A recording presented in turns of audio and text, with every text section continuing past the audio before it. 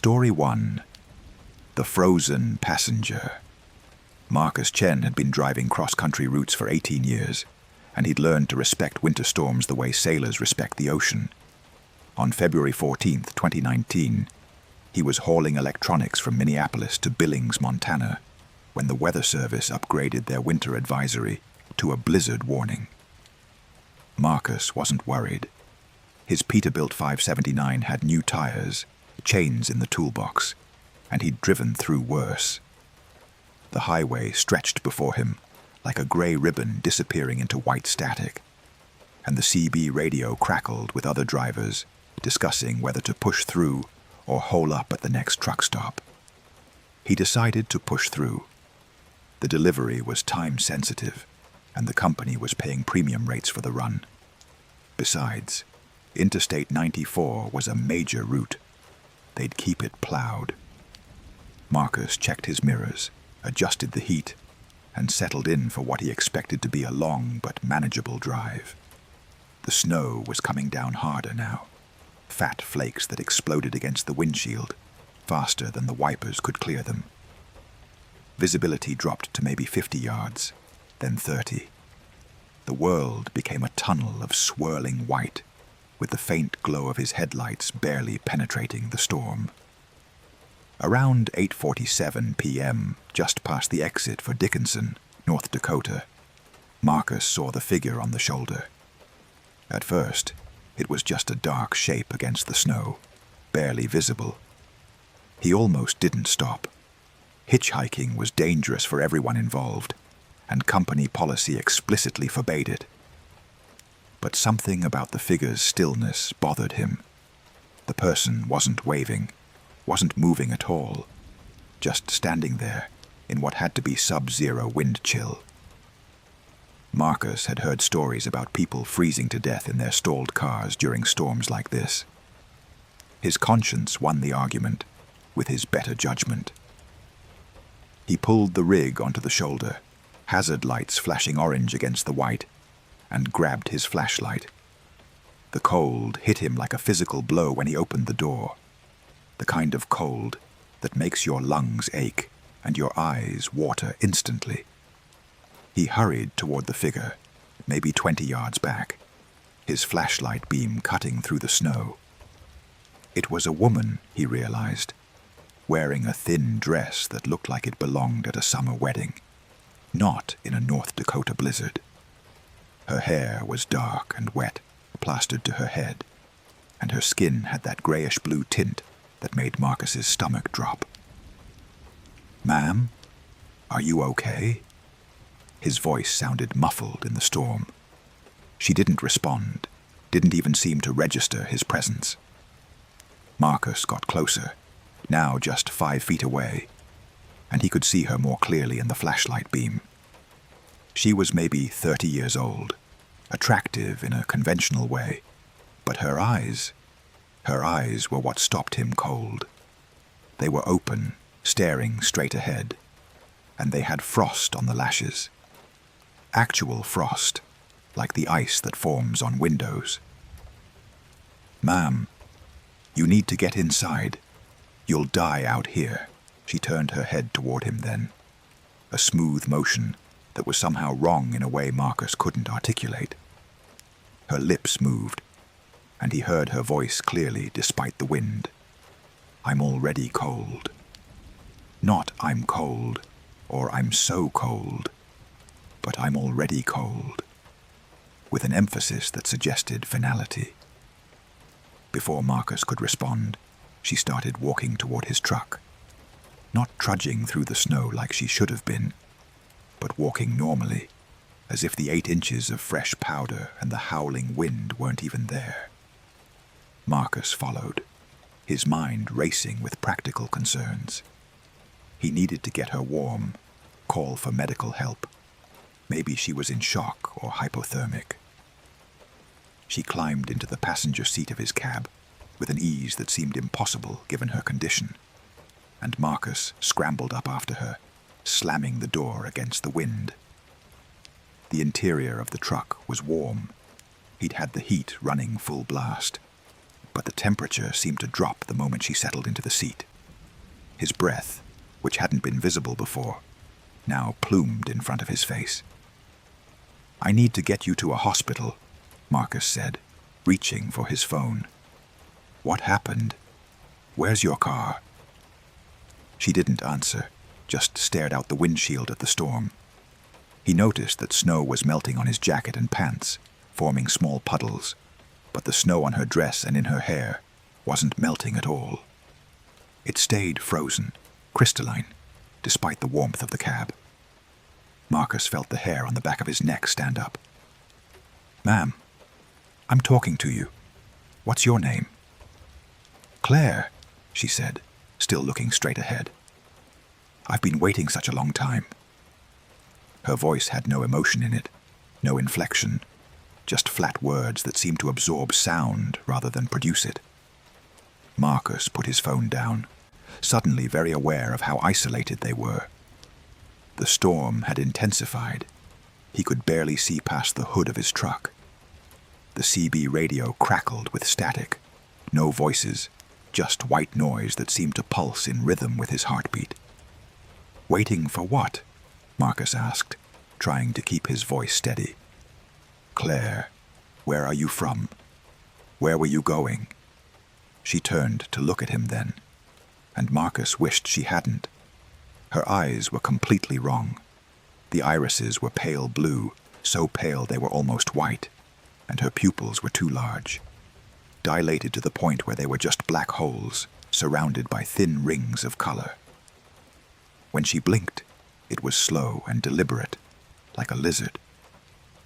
"I was going to my wedding," she said. "February 14th, Valentine's Day. He said he'd wait for me, but the snow came and the car went off the road and everything got so cold." She paused, tilting her head in that unsettling way again. "You stopped. You're the first one who stopped." Marcus's throat felt tight. February 14th. It was February 14th today. He wanted to ask what year, but he was suddenly terrified of the answer. "How long ago did your car go off the road?" The question came out as barely more than a whisper. Claire smiled, and it was the worst thing Marcus had ever seen. Her teeth were too white, too perfect, and her gums were black, actually black, like frostbitten tissue. "I don't remember anymore. The cold makes it hard to remember. But I remember waiting, standing by the road, waiting for someone to stop. So many cars, so many lights passing by in the dark. None of them stopped." Marcus's hand moved slowly toward the door handle. The temperature in the cab continued to drop. He could see ice forming on the inside of the windshield now, fractal patterns spreading across the glass. His fingers felt numb, and his breath came in short, painful gasps. "Claire, I think maybe I should take you to the hospital now. Right now." She reached out and touched his arm, and the cold that shot through him was beyond anything natural. It was the cold of deep space, of absolute zero, of the gap between atoms. Marcus screamed and jerked away, but her grip was impossibly strong. "You stopped," she repeated, and her voice had taken on a quality that made Marcus's bladder threaten to let go. "You stopped, so now you'll wait with me. Wait for someone else to stop. Wait in the cold." The passenger window began to frost over completely, the ice crawling across it like a living thing. Marcus could see his own breath crystallizing in the air, tiny ice particles floating in the beams of the dome light. He grabbed the door handle and pulled, throwing himself out of the truck and into the storm. The cold outside was terrible, but it was warmer than the cab had been. That's what made Marcus's mind finally accept that something impossible was happening. He stumbled through the snow, away from the truck, his flashlight forgotten. Behind him, he could see the cab's interior through the windshield. Claire was still sitting in the passenger seat, perfectly still, staring straight ahead. As he watched, frost began to cover the entire truck, spreading from the cab like cancer, coating the chrome, the trailer, everything. Marcus ran. He ran without direction, without plan, just away from the truck and the thing that looked like a woman but was cold incarnate. His feet punched through the snow, his lungs burned, and ice formed on his eyelashes. But he ran. The storm swallowed him, and for several minutes that felt like hours. All he knew was the white chaos and the howling wind. Then, impossibly, he saw lights, red and blue, flashing through the snow. A highway patrol SUV sat on the shoulder, maybe 100 yards ahead, its spotlight sweeping the area. Marcus stumbled toward it, waving his arms, shouting. The trooper saw him and ran forward, grabbing him, helping him toward the vehicle.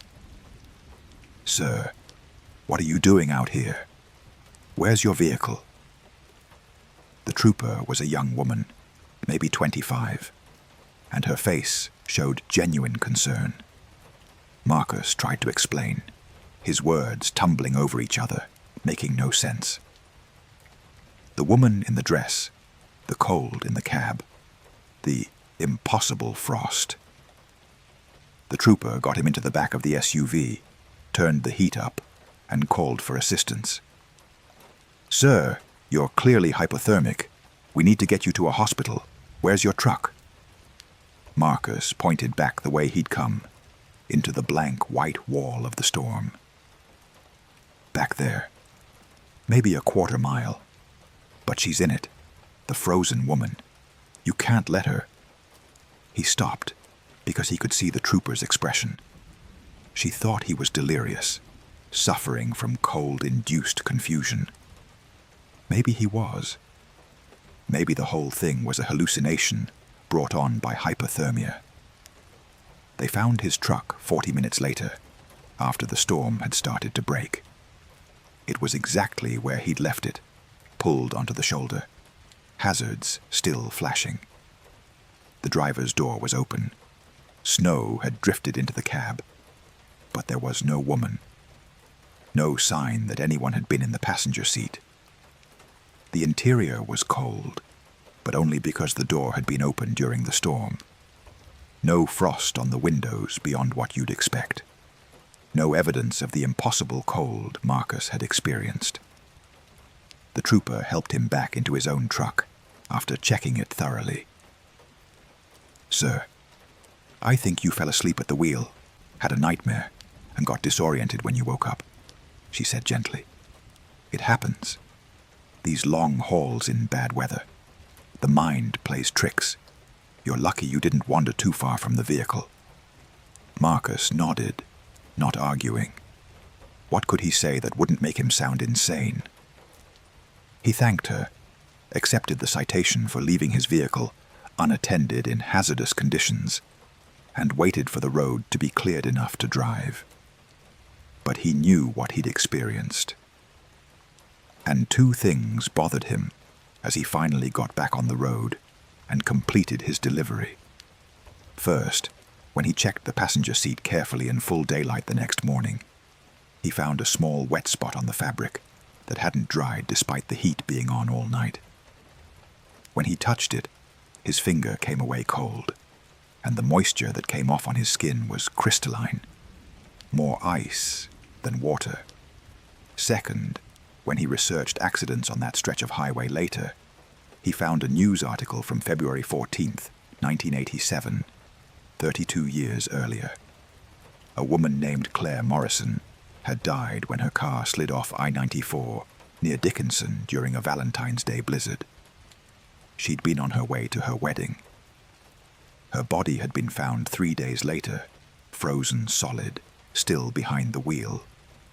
The article included a photo, and Marcus recognized her face immediately. He never drove that route again, even when the company offered him premium rates. And every winter since then, on February 14th, Marcus has made it a point to be nowhere near a highway when it snows.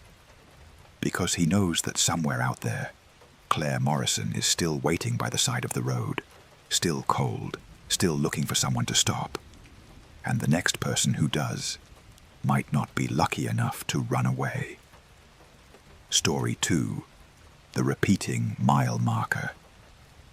Derek Paulson had a simple philosophy about night driving through winter storms. Keep your eyes on the road, your speed steady, and don't let your mind wander. 43 years old, 22 years of professional driving experience, and a spotless safety record. Derek prided himself on being a consummate professional. On January 8, 2021, he was hauling a load of industrial machinery from Chicago to Denver, and the weather forecast called for heavy snow through Wyoming.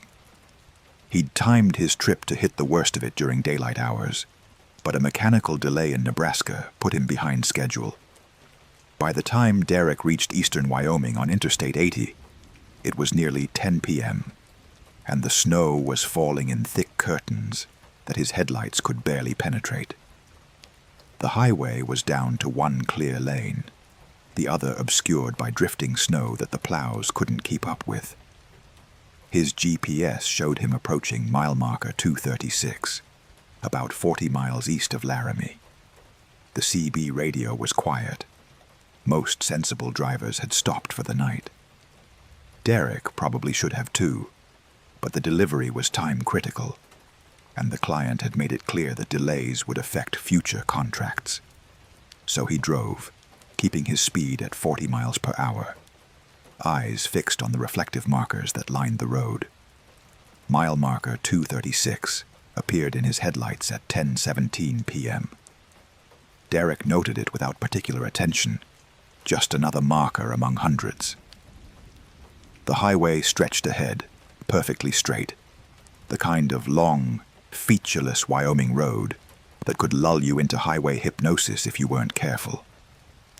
Derek cranked up his CB radio volume in case anyone started talking, popped a piece of gum in his mouth, and focused on the white lines. The snow was mesmerizing, seeming to come directly at his windshield in endless streaks of white.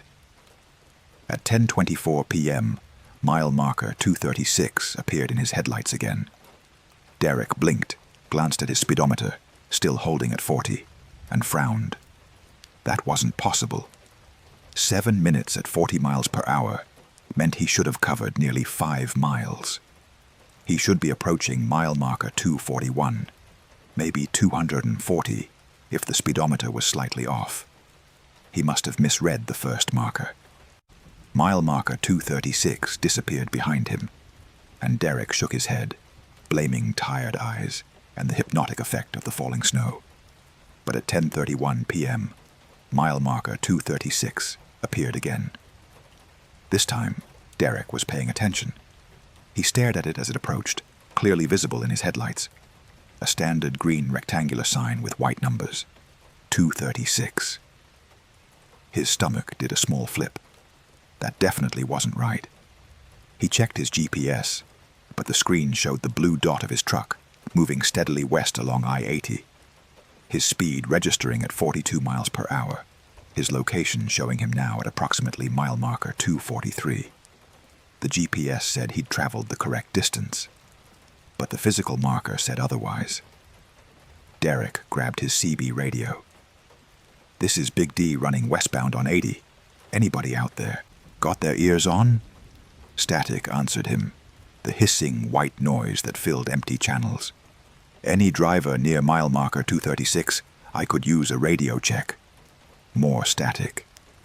He tried switching channels, cycling through the common ones, channel 19, channel 9, channel 17. Nothing but static on all of them, which was odd. Even in a storm, you usually got some chatter, some background conversation. The silence felt oppressive. At 10:38 p.m., mile marker 236 appeared again. Derek felt his heart rate accelerate. This was impossible. He'd been driving continuously, maintaining speed, never varying from a straight line. The highway had no curves here, no exits, just a relentless straight shot across the high plains. Yet the same mile marker kept appearing, over and over, like a record skipping. He tried speeding up, pushing the truck to 55 miles per hour, the maximum he felt safe driving in these conditions. The snow rushed at his windshield faster, the wipers working frantically. At 10:44 p.m., mile marker 236 appeared. Derek started laughing, a high-pitched sound that scared him when he heard it. This wasn't real. It couldn't be real. He was hallucinating, suffering from some kind of storm-induced psychosis, carbon monoxide poisoning maybe. But the truck's ventilation system was working fine, and he felt alert, awake, not fuzzy-headed or confused. Everything seemed normal except for the impossible repetition of that mile marker. He tried slowing down, dropping to 30 miles per hour, thinking maybe there was some bizarre optical illusion at play. At 10:51 p.m., mile marker 236 appeared. Derek noticed something else this time. The snow around the marker looked exactly the same as it had before. The same patterns of drifting against the signpost, the same small ridge of plowed snow beside it. Not similar, identical. He was seeing the exact same moment repeated. Time was looping, or space was looping, or he'd gone completely insane. Derek pulled his truck to a stop, parking on the shoulder just past the mile marker. His hands shook as he put the transmission in park and engaged the brake. He sat there, engine idling, heater blowing, trying to think rationally. The logical explanation was hallucination. But Derek had never experienced anything like this before, had no history of mental illness, wasn't on any medications that might cause this. The GPS still insisted he'd traveled over 15 miles in the last half hour. His odometer matched the GPS, but his eyes showed him mile marker 236 over and over. He opened his logbook and made a note. 10:52 p.m., stopped at MM 236. Possible equipment malfunction or medical issue. Investigating. Writing it down made it feel more real, more manageable. Derek decided to walk back to the mile marker. If he could touch it, examine it physically, maybe he could understand what was happening. He bundled up in his winter coat, grabbed his flashlight, and climbed down from the cab. The cold was shocking. The temperature had to be well below zero with the wind chill. Snow stung his face like needles. He trudged back to the marker, maybe 50 feet, his boots crunching in the snow. The marker was standard issue, nothing unusual about it. He touched it, felt the cold metal and plastic, solid and real. The numbers were definitely 236. He walked 100 feet past the marker, looking for the next one. Mile marker. 237 should be about a mile ahead, but maybe in the storm he'd been passing them without seeing them. Maybe there were multiple mile marker 236 signs because of some clerical error. He walked until he was breathing hard, and his face hurt from the cold. But he saw nothing except the endless highway and falling snow. Derek turned back, defeat heavy in his chest, and started trudging toward his truck. He could see its lights, the red and orange markers glowing in the white chaos. As he walked, he noticed something that made his blood freeze in a way that had nothing to do with the temperature. His footprints, the tracks he'd just made walking from his truck to the mile marker, were gone. Completely covered, as if he'd never walked there at all. That was impossible. He'd walked that path less than 5 minutes ago. Snow was falling heavily, yes, but not heavily enough to completely erase footprints that quickly. Derek started running, panic overriding rational thought. He reached his truck, climbed in, slammed the door, and locked it, though he couldn't have said what he was locking out.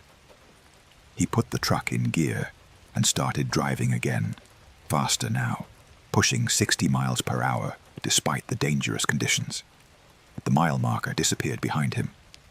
Derek watched his odometer, watched his GPS, kept his eyes fixed on the road. 5 minutes passed. 6, 7. At 11:04 p.m., mile marker 236 appeared in his headlights. Derek screamed, actually screamed, the sound loud in the enclosed cab. He was trapped in some kind of impossible loop, driving through the same segment of highway over and over while the rest of the world moved on without him. He tried everything he could think of. He drove in the left lane, the right lane, even briefly on the shoulder. He tried driving backward, putting the truck in reverse and backing up for a quarter mile. But when he turned around and drove forward again, mile marker 236 appeared right on schedule. He tried stopping and sleeping, closing his eyes for 20 minutes.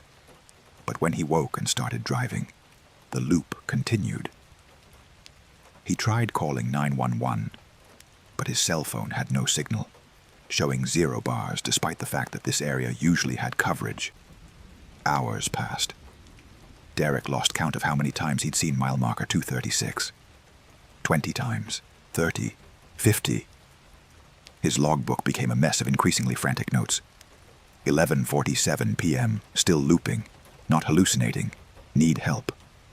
12:23 a.m., tried driving off-road, truck wouldn't turn, steering locked straight. 1:15 a.m., no other vehicles, no lights, alone. The last note was the worst, because Derek had finally accepted the truth of it. He was completely, utterly alone in this pocket of reality, this endless loop of highway and snow.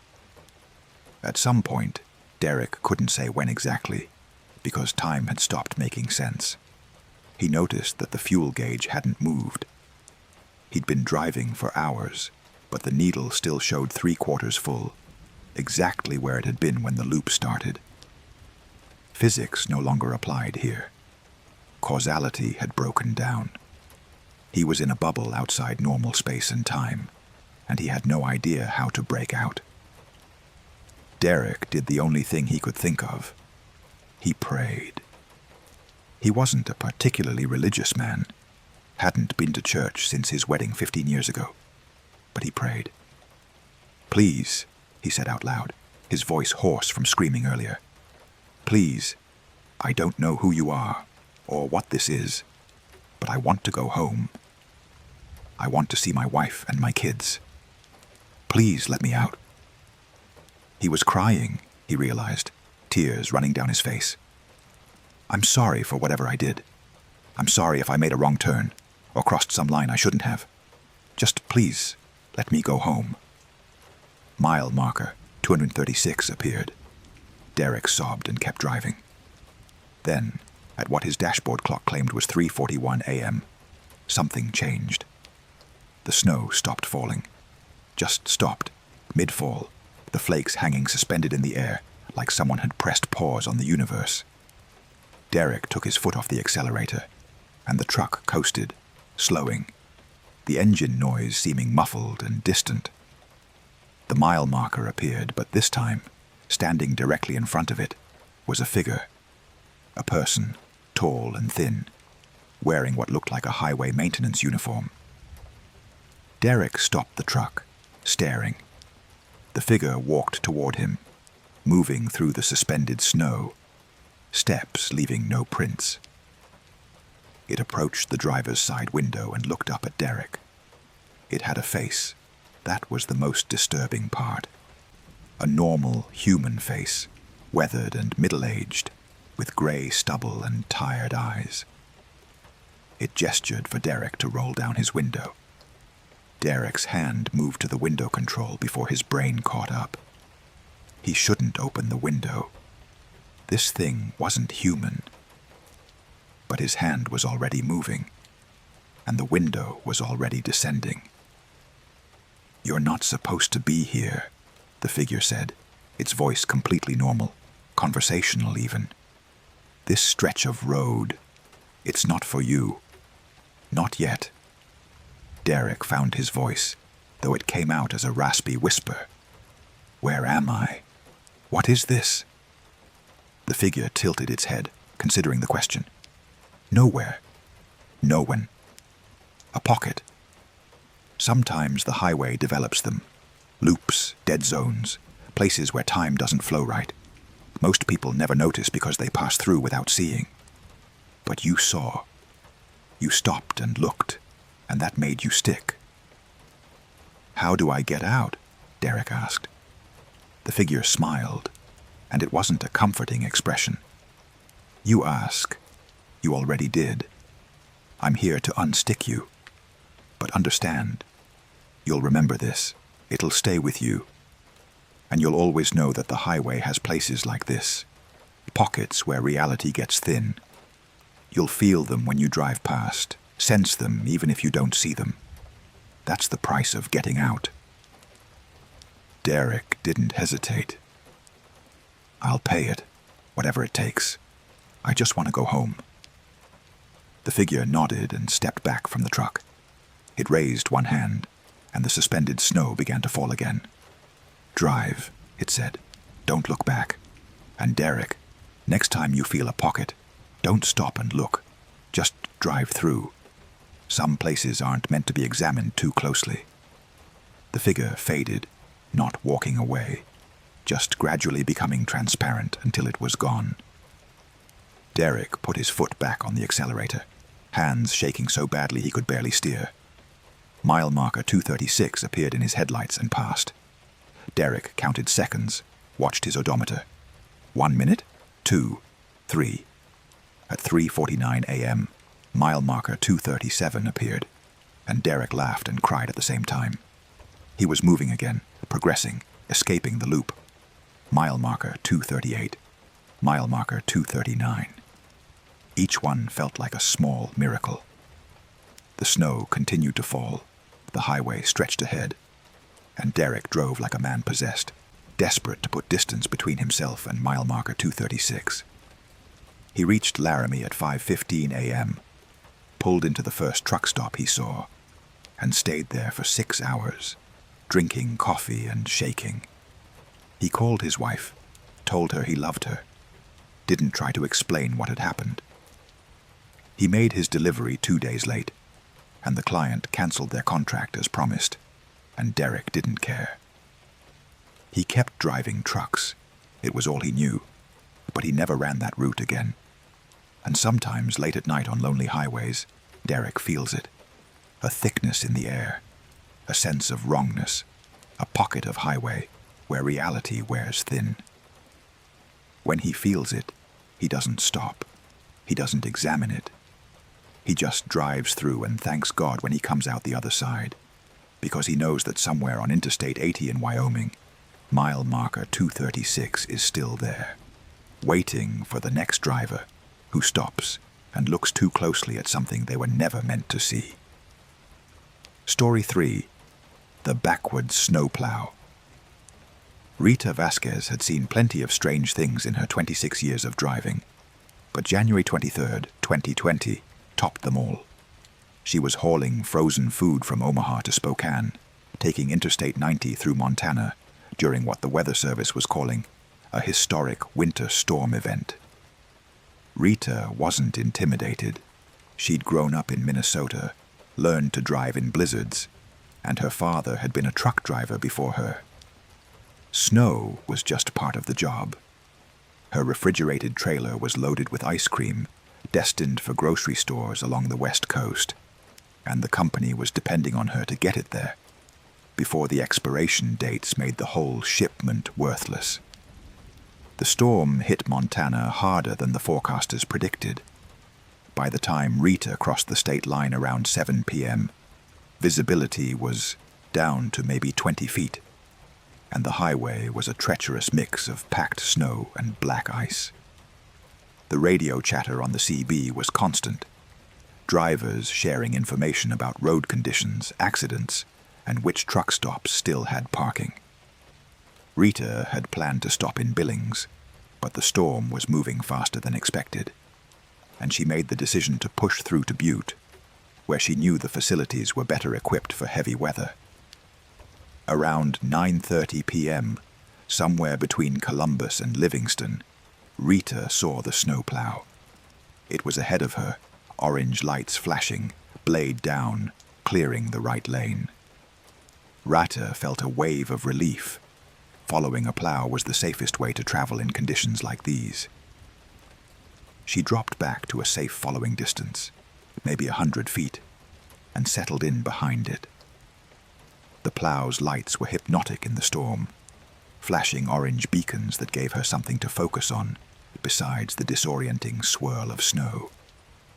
The highway behind the plow was relatively clear, better than anything she'd been driving on for the last hour.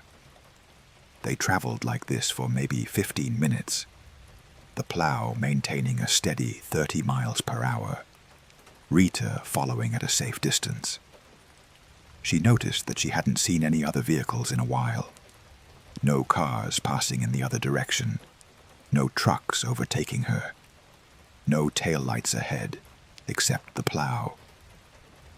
That wasn't too surprising given the conditions and the late hour, but it added to the sense of isolation that winter storms always brought.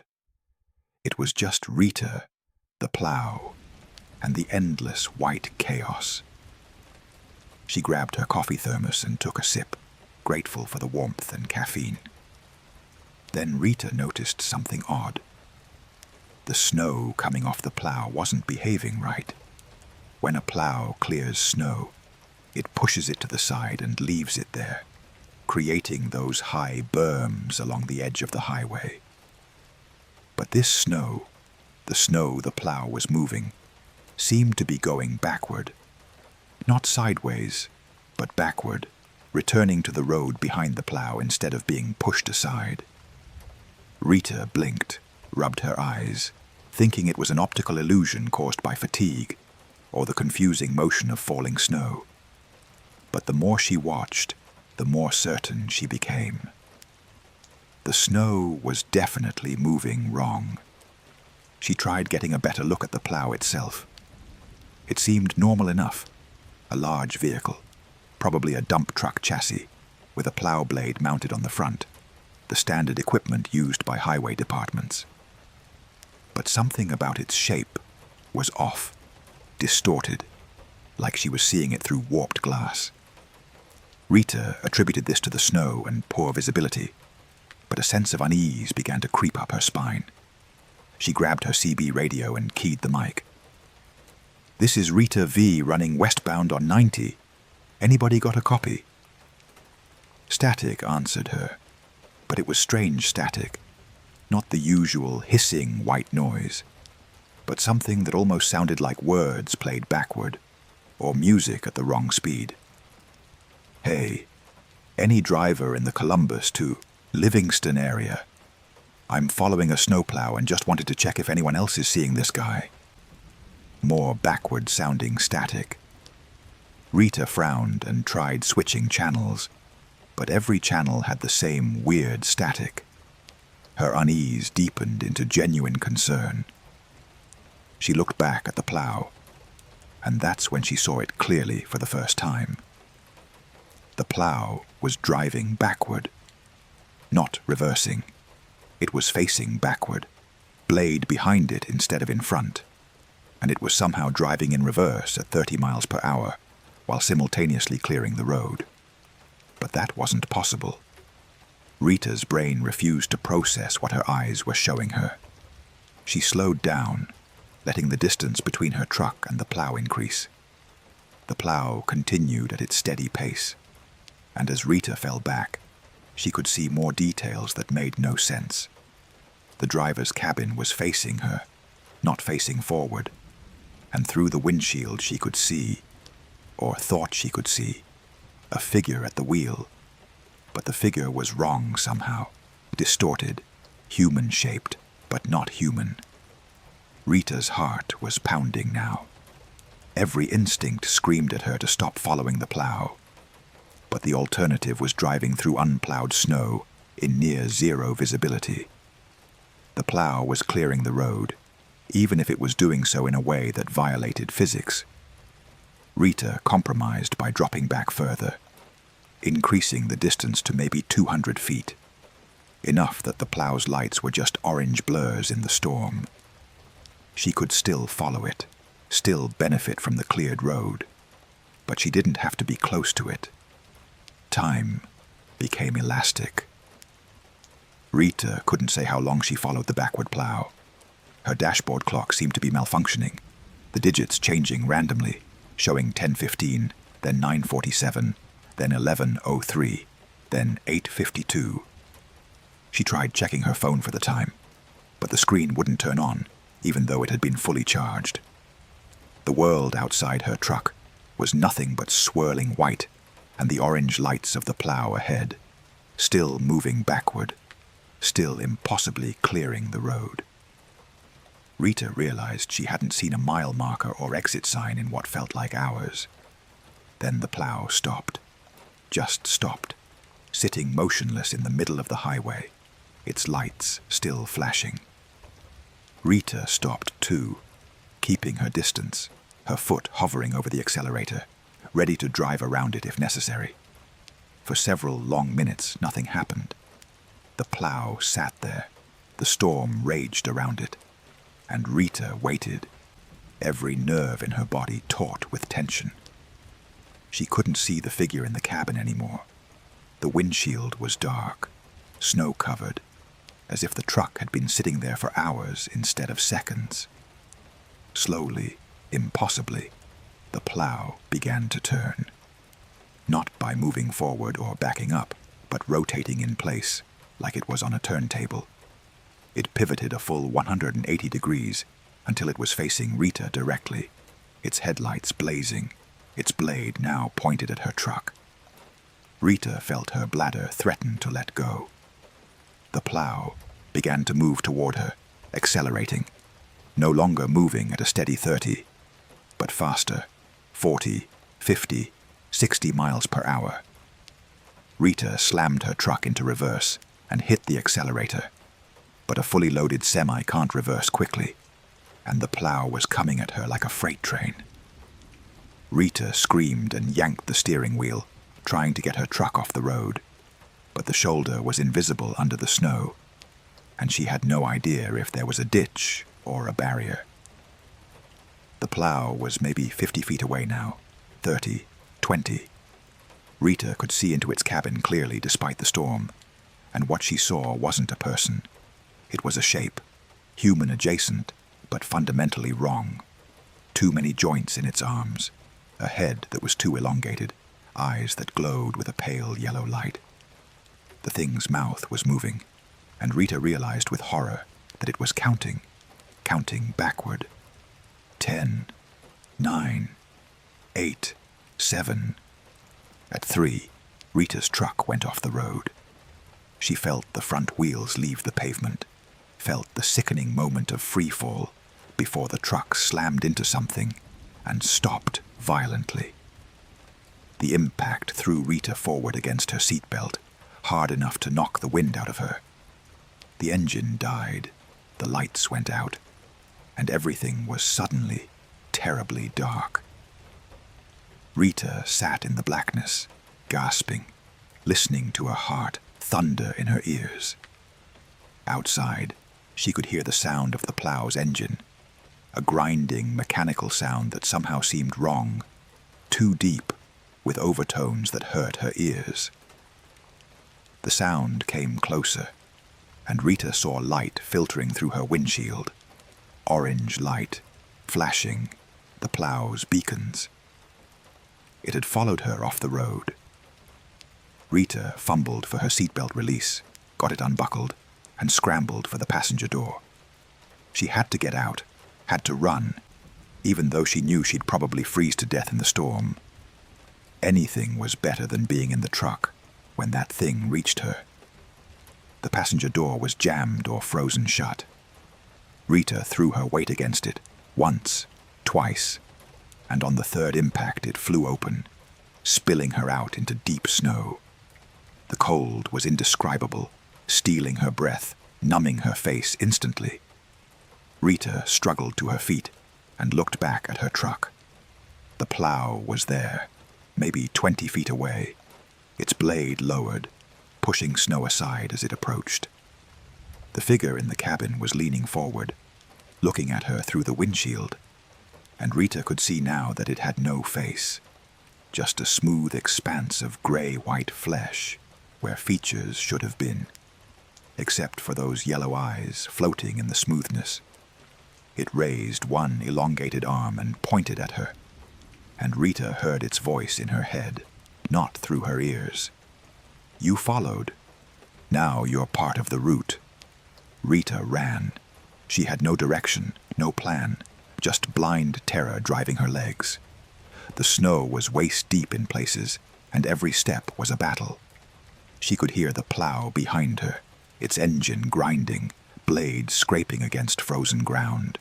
She fell, got up, fell again, kept moving. Her lungs burned, her muscles screamed, and her exposed skin felt like it was being cut with razors. She was going to die out here, either frozen or run down by an impossible plow, driven by something that shouldn't exist. Then, through the storm, Rita saw lights. Real lights, normal lights, headlights, and the orange flashes of actual emergency vehicles. She changed direction, stumbling toward them, crying now, tears freezing on her cheeks. Behind her, the sound of the plow's engine changed, becoming a shriek, like metal being torn apart. Rita didn't look back. She focused on the lights, on reaching them, on survival. Strong hands grabbed her, pulled her up, wrapped her in blankets. Voices asked her questions she couldn't answer. She looked back then, finally, and saw nothing but empty highway and falling snow. The plow was gone. Rita Vasquez spent 3 days in a hospital in Livingston, being treated for severe hypothermia and frostbite. She lost 2 toes on her left foot and the tip of her right ear. Her truck was found 4 miles off the highway, having crashed through a guardrail and down an embankment. The investigating officers couldn't explain how she'd driven so far off course without realizing it, or why she'd left her vehicle in such extreme conditions. Rita tried to tell them about the backward plow, about the thing driving it, but she could see in their eyes that they thought she'd suffered some kind of psychotic break brought on by the cold and isolation. Maybe they were right.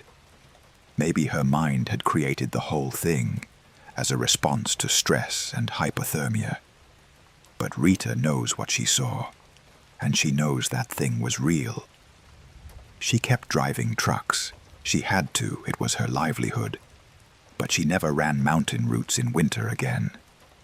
She arranged her schedule to avoid snow, to stay in the south during the coldest months, to never put herself in a position where she might see orange lights flashing in a storm and wonder if they belonged to a normal plow or something that drives backward through reality, clearing a road that goes nowhere, driven by something that feeds on the fear of lost travelers.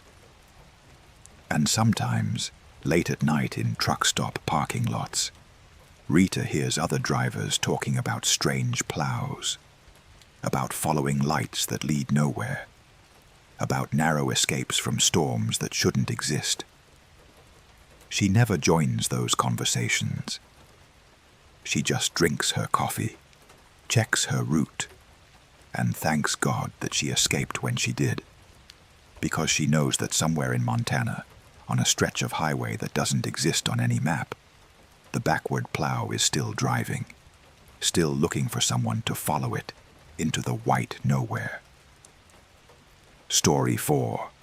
The Voice on the Radio. James Thornton believed in routine. 58 years old, 35 years driving long haul, and he'd developed rituals that kept him sane during the endless hours on the road. Coffee at 6 a.m., country music on the radio until noon, ham sandwich for lunch, CB radio chatter in the afternoon, and when darkness fell, he'd switch to audiobooks, usually mysteries or thrillers. On December 19, 2018, James was hauling construction equipment from Boston to Minneapolis, trying to beat a winter storm that the Weather Service said would blanket the upper Midwest with 18 inches of snow. He'd made good time through New York and Pennsylvania, but by the time he hit Ohio on I-90, the storm had accelerated, catching him earlier than expected. It was only 4 p.m., but the sky was dark as night, and snow was falling so heavily that James's wipers could barely keep up. He'd been through worse, though, and the highway was still passable, if slow. Traffic had thinned considerably. Most sensible people had gotten off the road. James maintained a steady 45 miles per hour, his eyes focused on the road. His CB radio turned up, so he could hear any warnings from other drivers. The CB had been quiet for the last 20 minutes, unusual but not alarming. Then, at 4:23 p.m., a voice crackled through the speaker. "Westbound truck approaching mile marker 142. You need to take the next exit." James glanced at his position. He was just passing mile marker 141.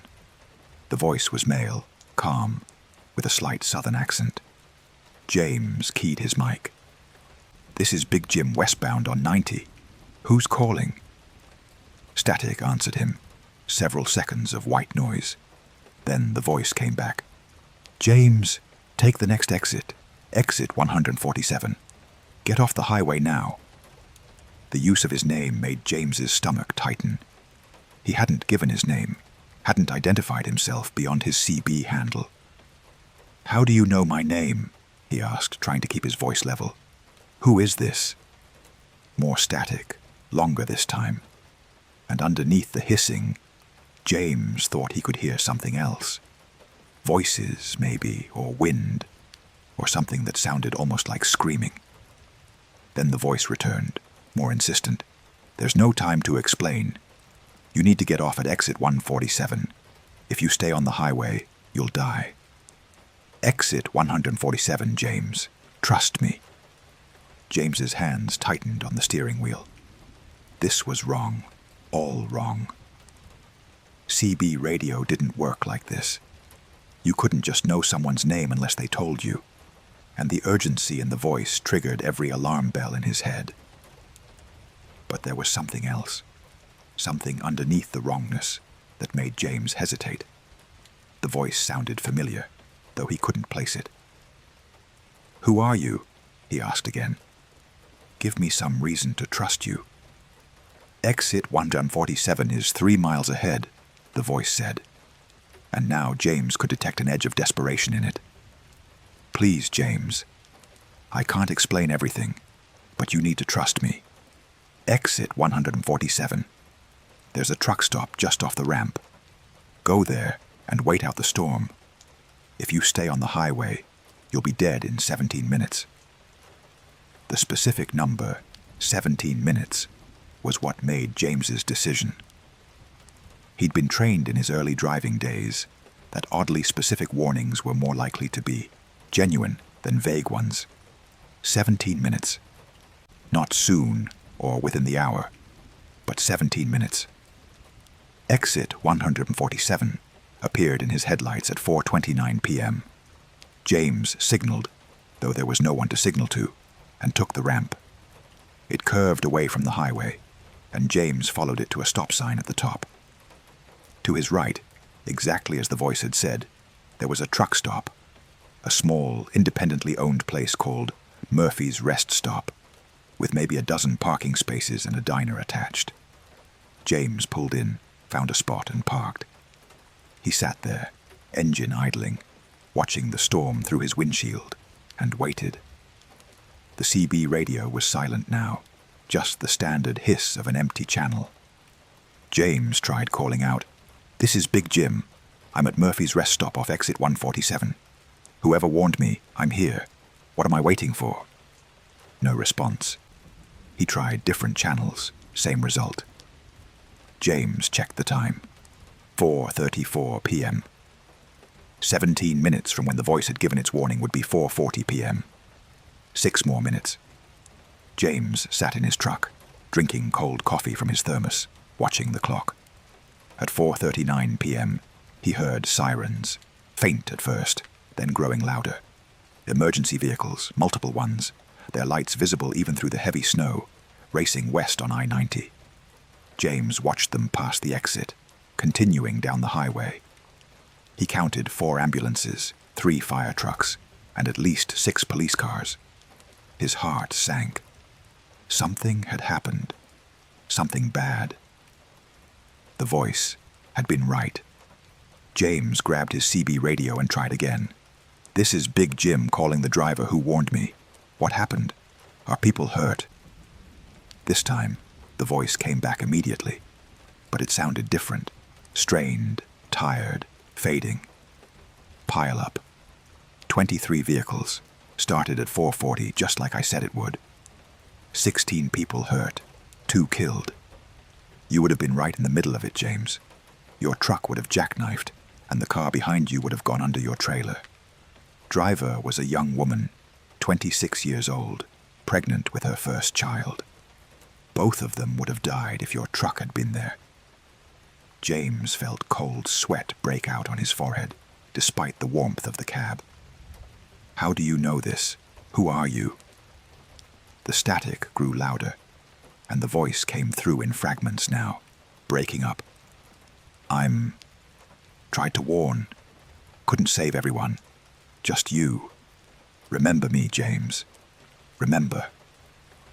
The transmission cut off completely, replaced by pure static.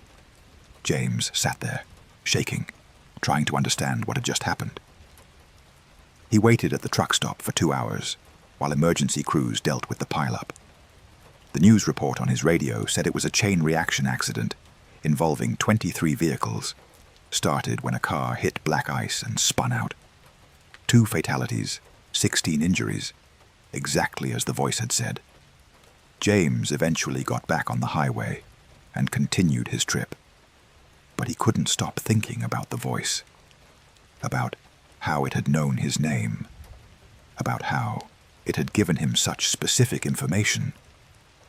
3 days later, after making his delivery and heading back east, James stopped at a rest area in Ohio and did something he never did.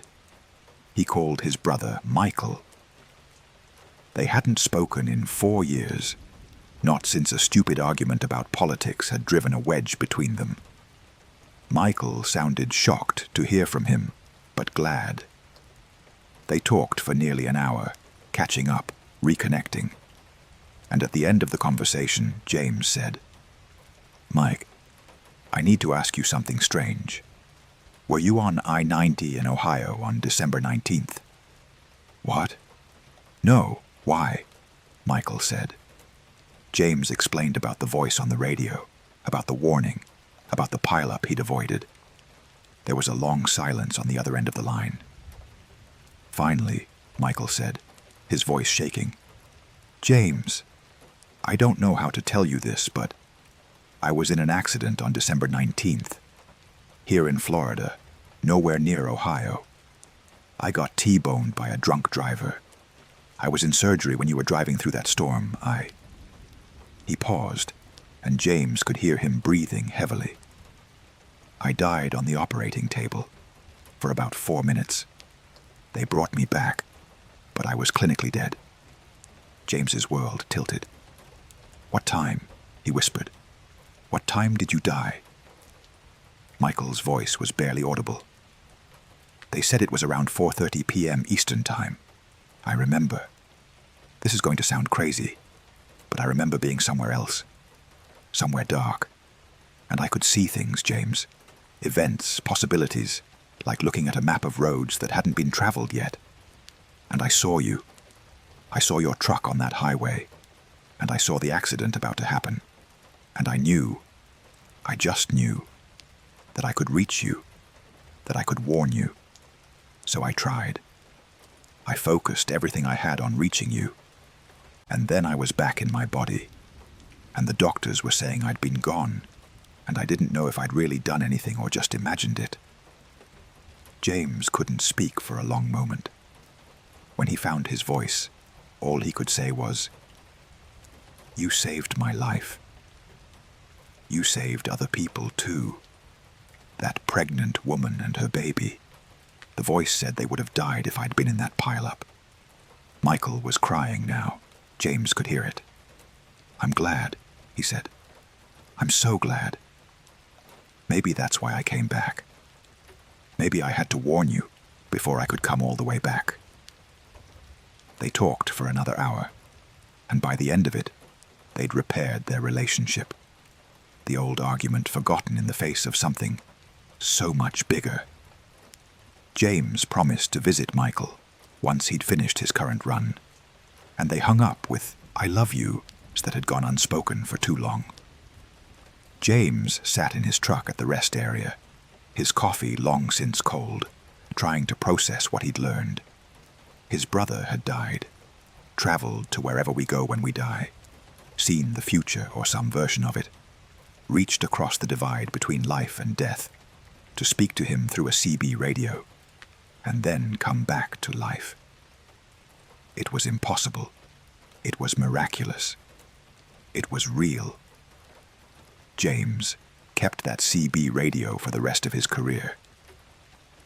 He never heard the voice again, though sometimes late at night he'd try calling out, thanking Michael for saving him, hoping that somehow the message would reach wherever Michael had been during those 4 minutes of death.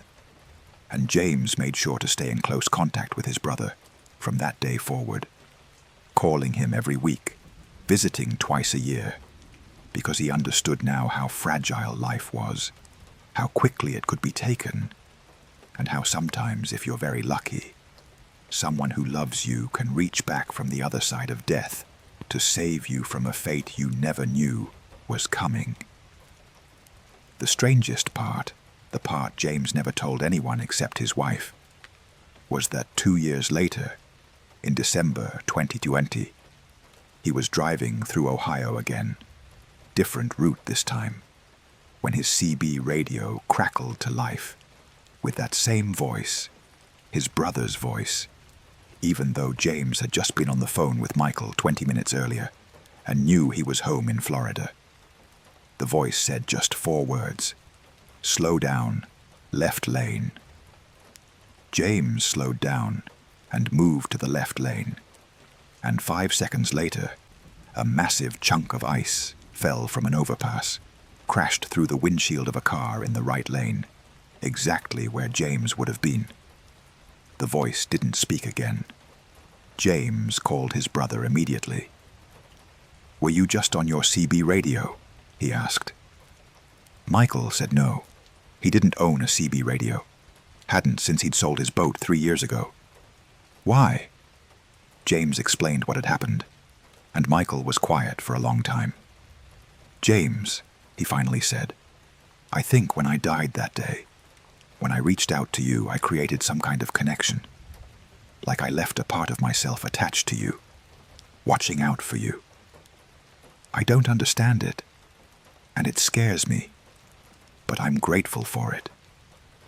Because you're my brother, and I don't want to lose you." James Thornton is retired now, 63 years old, living quietly in Maine with his wife. But he keeps that CB radio in his garage, cleaned and maintained.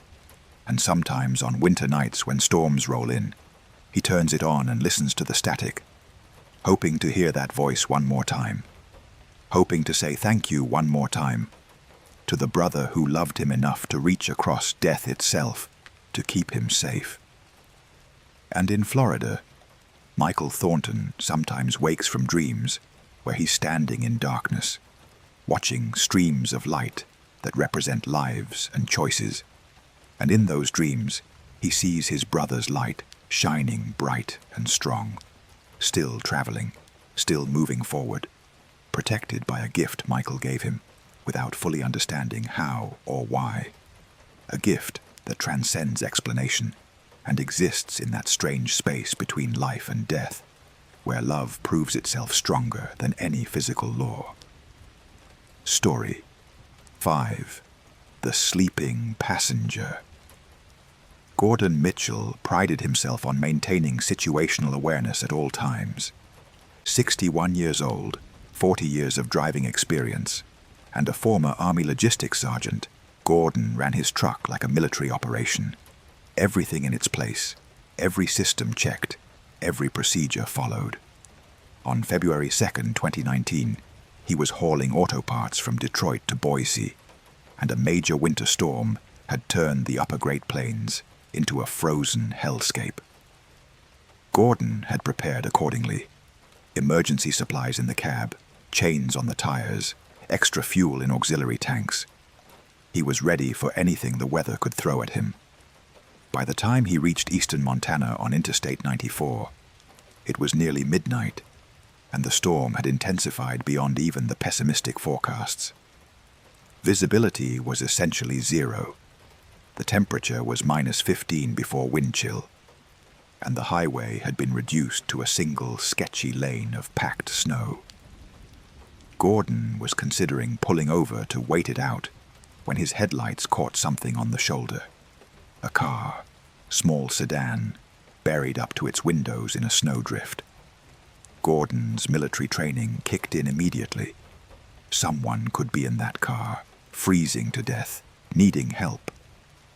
He pulled over, activated his hazard lights, and grabbed his emergency kit: flashlight, first aid supplies, blankets.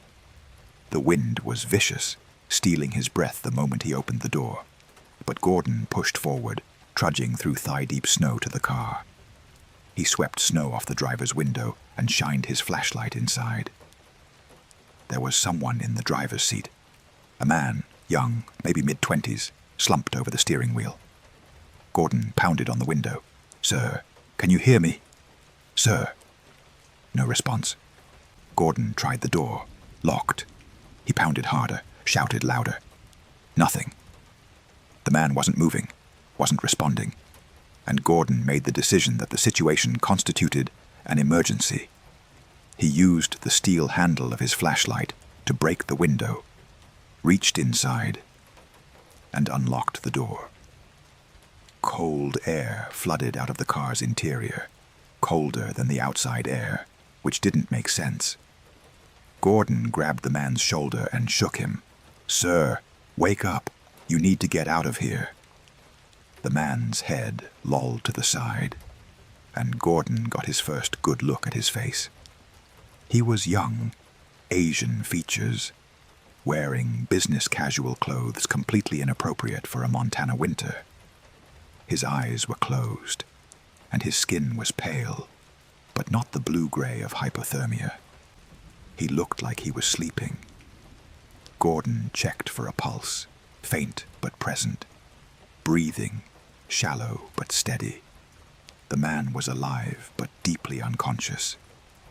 Gordon couldn't carry him through the deep snow back to the truck, so he did the next best thing. He wrapped the man in the emergency blankets from his kit, left the car door open so the interior would equalize with the outside temperature. The weird cold inside bothered him, and ran back to his truck to get more supplies. He'd need to call for emergency services, but first he had to stabilize the victim. When Gordon returned to the car 3 minutes later, with more blankets and a portable heater, the man was gone. The blankets Gordon had wrapped around him were still in the driver's seat, still tucked in the exact configuration Gordon had left them, but the man had vanished. Gordon stood there, flashlight sweeping the interior of the car, his mind refusing to process what he was seeing. A person doesn't just disappear from inside blankets without disturbing them. It wasn't possible. Gordon checked the back seat. Empty. He checked the trunk, thinking maybe the man had climbed back there somehow. Empty except for a laptop bag and some paperwork. The man was simply gone. Gordon's training took over, suppressing the panic that threatened to overwhelm him. He checked the area around the car, looking for footprints, for any sign of where the man might have gone. Nothing. The snow around the car was pristine, except for Gordon's own tracks, leading to and from his truck. The man hadn't walked away, couldn't have walked away without leaving tracks. Gordon returned to his truck and grabbed his CB radio. "This is Gordon Mitchell calling any available unit. Emergency situation at mile marker 87 on I-94. Need immediate assistance. Static answered him. He tried his cell phone. No signal. Gordon stood in the howling wind, trying to decide what to do. Every instinct told him to get back in his truck and drive away, that something very wrong was happening. But his training, his sense of duty, wouldn't let him leave without finding the man or getting help. He decided to search the area more thoroughly. Using his truck's spotlights, Gordon began a systematic search pattern, walking in expanding circles from the abandoned car, calling out for the missing man, listening for any response over the wind. 10 minutes into his search, Gordon saw the man. He was standing about 50 yards away, barely visible in the storm, perfectly still. Not huddled against the cold, not moving, just standing with his arms at his sides, facing away from Gordon. "Sir!" Gordon shouted, moving toward him. "Sir, you need to get to shelter." The man didn't respond, didn't acknowledge Gordon's presence in any way. Gordon closed the distance, fighting through the deep snow, until he was maybe 10 feet away. "Sir, I'm here to help you. My truck is warm, I have food and water, but you need to come with me now or you'll freeze." The man turned around, and Gordon stopped walking. The man's eyes were open now, but they were wrong. They were completely black, not just the pupils, but the entire visible portion of the eye, including the whites. Just solid black, like looking into wells. The man's mouth moved and Gordon heard words, but they didn't match the movement of the lips. "You should have left me sleeping. I was safe when I was sleeping. Now I'm awake, and I remember what I'm running from." "What are you running from?" Gordon asked, his voice steadier than he felt. The man's head tilted at an angle that human necks shouldn't bend to. "The cold. The endless cold. The cold that follows me. I fell asleep in my car because the cold was too close. And when you sleep, it can't find you. But you woke me up, and now it knows where I am, and it's coming." Gordon felt the temperature drop. Actually felt it drop. A sudden plunge that made the already brutal cold feel like summer by comparison. His breath crystallized instantly, hanging in the air in solid clouds. The snow around them began to behave strangely, swirling in patterns that had nothing to do with the wind. "We need to get to my truck," Gordon said, fighting to keep his voice calm. "Whatever's coming, we'll be safer there." The man with the black eyes shook his head. "Nothing is safe from it. It's already here." He raised one arm and pointed past Gordon, back toward the highway. Gordon turned and saw it. A wall of white, but not snow. This was something different, something solid, like a tsunami of frozen matter rolling across the landscape. It was maybe a quarter-mile away and moving fast. Gordon could hear it now. A sound like glass shattering mixed with wind chimes, beautiful and terrible. "Run!" Gordon grabbed the man's arm and pulled, but it was like grabbing stone. The man didn't move, didn't budge. His skin under Gordon's grip was so cold, it burned, and Gordon jerked his hand back, seeing frost forming on his glove, where he'd touched the man. "You can't save me," the man said, and his voice held infinite sadness. "But you can save yourself. Run to your truck. Don't look back. And whatever you do, don't let it touch you.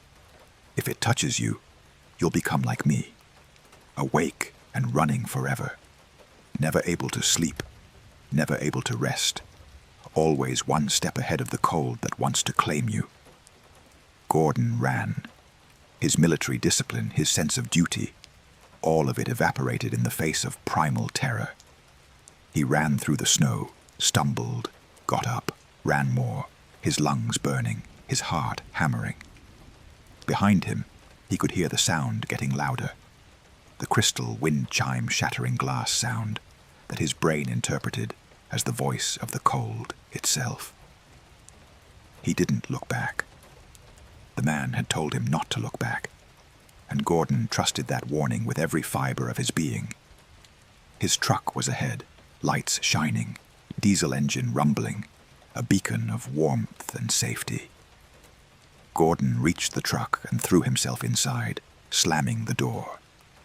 He gunned the engine, released the brake, and lurched forward, the truck's tires fighting for purchase on the icy road.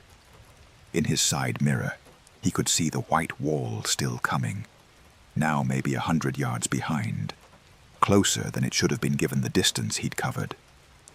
Gordon pushed the accelerator as hard as he dared, the truck picking up speed, 40 miles per hour, 50, 60.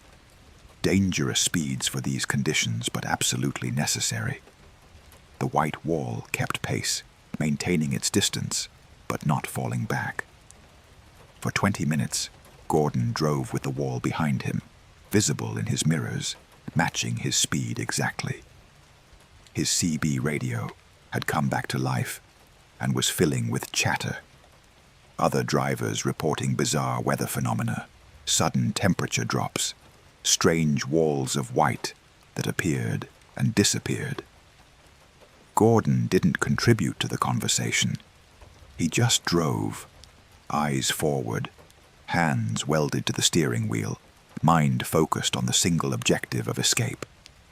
Then, as suddenly as it had appeared, the white wall stopped. Just stopped, becoming stationary while Gordon's truck continued forward. He watched in his mirrors as it shrank into the distance and finally disappeared. Gordon didn't stop driving until he reached Billings, nearly 80 miles down the road. He pulled into the first truck stop he saw, parked, and sat there shaking for 30 minutes before he could even think about moving.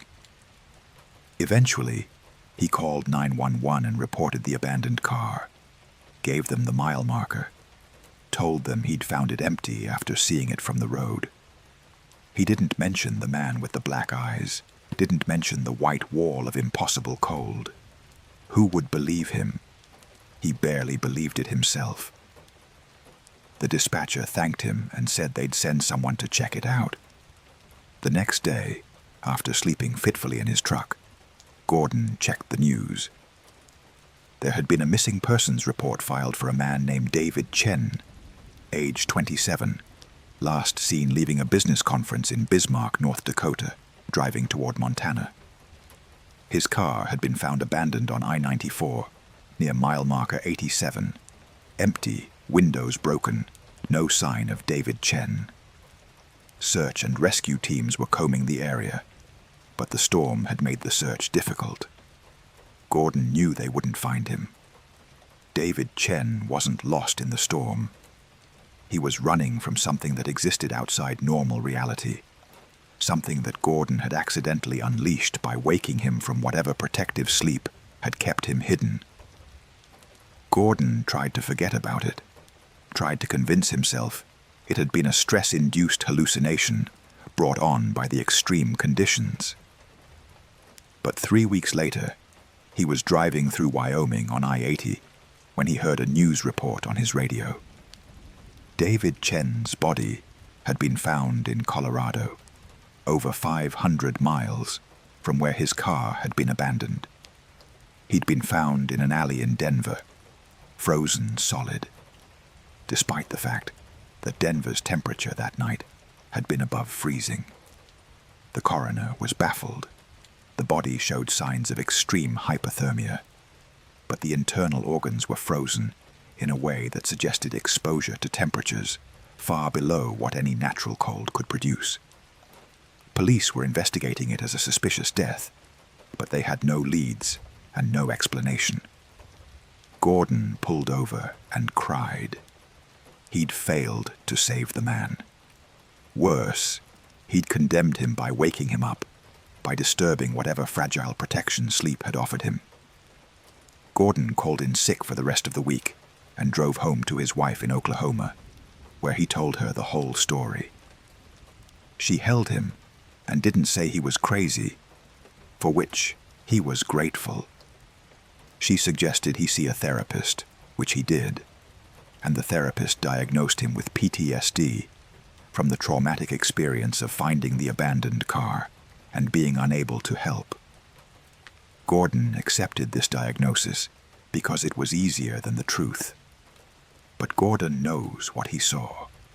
He knows that David Chen was running from something, some manifestation of cold that existed beyond physics, beyond nature, something that pursued him relentlessly until it finally caught him 500 miles away from where Gordon had encountered him.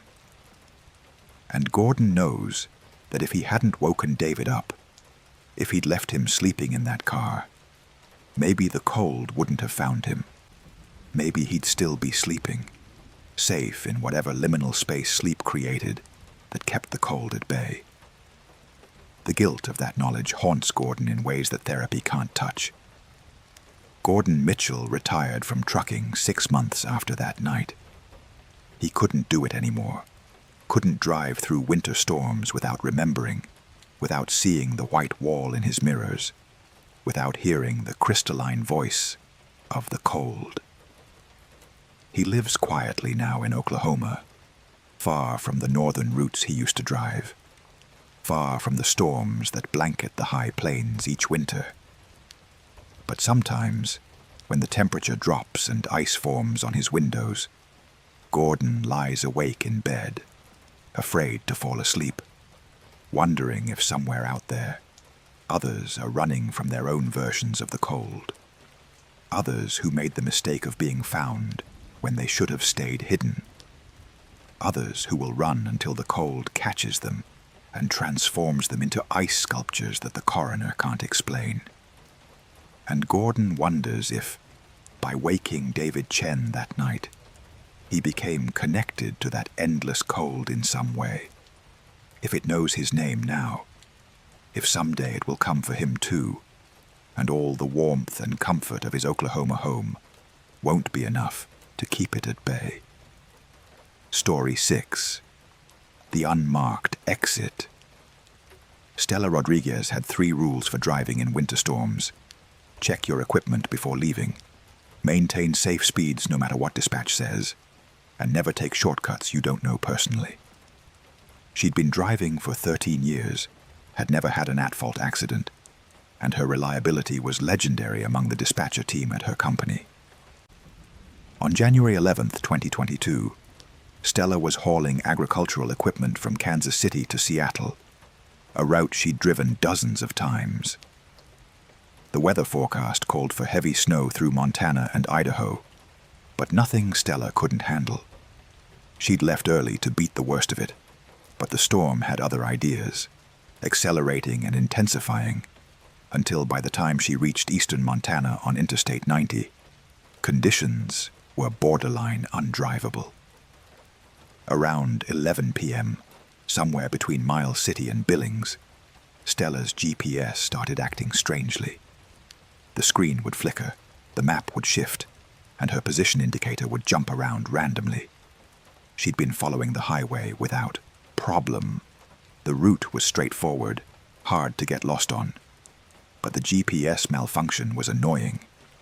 She tried rebooting it, tried switching to her backup navigation app on her phone.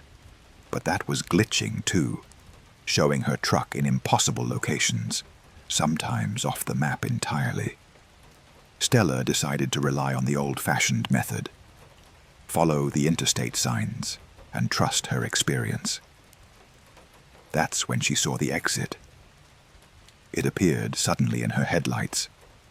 A standard interstate exit with a green sign that read, Exit 96B, Services, Gas Food Lodging. Stella frowned. She'd driven this route dozens of times and didn't remember an exit 96B. Exit 96, yes, but not 96B. Still, the storm was worsening, and the promise of services was appealing. She could fuel up, get coffee, maybe wait out the worst of the storm. Stella signaled and took the exit, her truck climbing the off-ramp into what looked like a standard interchange. At the top of the ramp, Stella found a stop sign and a 2-lane road that stretched into darkness. To her right, She could see lights, a small cluster of buildings that looked like a typical highway services area. A gas station, a diner, maybe a motel. Stella turned right and drove toward the lights, relieved to have a break from the storm. As she got closer, something felt off. The buildings looked old, older than you'd expect for a highway service area. The gas station had pumps that looked like they were from the 1960s, tall, rounded, with mechanical number dials instead of digital displays. The diner was a classic chrome and neon affair, again seeming decades out of date. There were no other vehicles in sight. Stella pulled up to the pumps and shut off her engine. The sudden silence was eerie. The storm had stopped. Completely stopped. No snow was falling. No wind was blowing. Stella looked up through her windshield and saw stars, clear and bright. Impossible, given that she'd been driving through a blizzard 30 seconds ago. She sat there, trying to process this, trying to find a rational explanation. Maybe the storm was local. Maybe the exit had taken her out of its path. That didn't explain the sudden clear sky, but it was the best explanation her mind could produce. She climbed out of her truck, and the temperature was comfortable. Cold, maybe 40 degrees, but nothing like the sub-zero conditions she'd been driving through. Stella walked to the gas station door, which had a bell that jingled when she pushed it open. Inside, the store looked like a museum piece. Shelves stocked with products in packaging she hadn't seen since she was a child. A cash register that was purely mechanical. No electronic displays anywhere. Behind the counter stood a man, middle-aged, wearing a shirt and tie that looked like they'd come from a 1950s catalog. He smiled at her, a pleasant, normal smile. "Evening, miss. Nasty storm out there tonight." Yeah," Stella said, glancing back through the door at the clear sky. "Though, it seems to have stopped. I need to fuel up, and I could use some coffee if you have it." The man nodded. "Coffee's fresh. Help yourself. Pump 6 is clear if you want to fill up." Stella grabbed a styrofoam cup. Actually styrofoam, not the paper cups modern stations used, and filled it from a percolator that looked vintage. The coffee smelled amazing, better than any truck stop coffee she'd ever had. She paid for the coffee with cash. The man didn't seem to have a credit card machine, and headed back to her truck. Fueling up was strange. The pump worked, diesel came out, but there was no digital display, no credit card reader, just the mechanical numbers spinning as fuel flowed. Stella kept watching the building, the road, the surroundings, and the sense that something was deeply wrong grew stronger. Every detail was slightly off, slightly anachronistic. Even the design of the stop sign at the exit was wrong. The shape was right, but the red was too bright, the white letters too crisp, like it had been installed yesterday but designed 40 years ago. When the fuel pump clicked off, indicating a full tank, Stella went back inside to pay. The man calculated her total on a paper pad, writing out numbers by hand. "That'll be $42 even," he said. Stella blinked. $42 to fill a truck that held over 200 gallons. That was impossibly cheap. Hadn't been realistic prices since the 1990s. She paid without comment and asked, "How do I get back to Interstate 90? The man pointed out the window. "Just head back the way you came. Turn left at the stop sign, and the on-ramp will take you right back to the highway. Safe travels now." Stella left, got in her truck, and sat there drinking the coffee, which really was excellent. She was trying to decide if she should try to figure out what was happening, or just get back on the highway and forget about this weird detour. The smart move was to leave. Stella started her engine and drove back toward the intersection. But when she reached the stop sign, there was no on-ramp. The road just continued in both directions, stretching into darkness, with no signs indicating how to get back to the interstate. Stella turned left, the direction she'd come from, and drove slowly, looking for the on-ramp she'd taken to get here. It wasn't there. The road was empty, featureless, just pavement and darkness. Panic started to set in. Stella turned around and drove the other direction, faster now, searching for any sign, any landmark, any indication of where she was. Nothing. Just the endless road. She drove for 10 minutes before she saw the service area again. The same gas station, the same diner, appearing ahead of her as if she'd driven in a circle. But she hadn't turned. The road had been straight. Stella stopped the truck in the middle of the road and grabbed her phone. No signal. GPS showed nothing, just a blank gray screen. She tried her CB radio. "This is Stella Rodriguez calling. Any station. Does anyone copy?" Static. Pure static on every channel. Stella got out of her truck and walked to the diner this time, hoping maybe someone there could give her directions. The bell above the door jingled when she entered, and she found herself in a classic American diner. Red vinyl booths, a long counter with swivel stools, a jukebox in the corner that glowed with warm light. There were people inside, maybe a dozen customers, and they all turned to look at her when she entered. Their faces were normal, pleasant even, but their eyes were wrong. Not dramatically wrong, not horror movie wrong, just slightly off, like looking at mannequins that were almost but not quite human. A waitress approached, wearing a pink uniform with a white apron. "Welcome, honey. Take a seat anywhere you like." Stella sat at the counter, and the waitress poured her a cup of coffee without asking. "You look worried, sweetie. Everything okay?" Stella decided to be direct. "I need to get back to Interstate 90. I took exit 96B, and now I can't find the on-ramp. How do I get back to the highway?" The waitress smiled, but the smile didn't reach her eyes. "Oh, that's easy. You just have to wait until the road decides you can leave. Usually doesn't take more than a few hours, sometimes longer, depending." "Depending on what?" Stella asked, her voice tight. The waitress leaned in conspiratorially. "Depending on what you're meant to learn. This place, it's a waypoint, you see, between where you were and where you're going. People who end up here, they're usually running from something, or toward something, and they need to stop and think about which it is.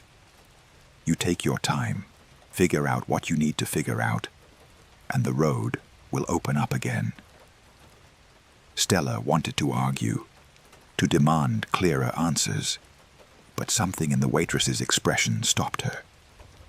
This wasn't a normal person giving directions. This was something else, something wearing a waitress uniform and speaking in friendly platitudes while communicating a deeper, stranger truth. Stella sat at the counter, drinking coffee, watching the other patrons. They ate food that looked delicious, talked quietly among themselves, occasionally glanced at her with those almost right eyes. The jukebox played songs she recognized but couldn't quite place. Familiar melodies with slightly wrong lyrics, like hearing music from a parallel timeline. Stella tried to think about what the waitress had said. What was she running from? What was she running toward? She was just doing her job, hauling freight, making a living. Nothing profound about it. But as she sat there, memories surfaced. The fight with her daughter 3 weeks ago. The harsh words, the door slammed. Her daughter was 17, pushing boundaries, and Stella had responded with anger instead of patience. They hadn't spoken since. Stella had been too proud, too stubborn to call and apologize.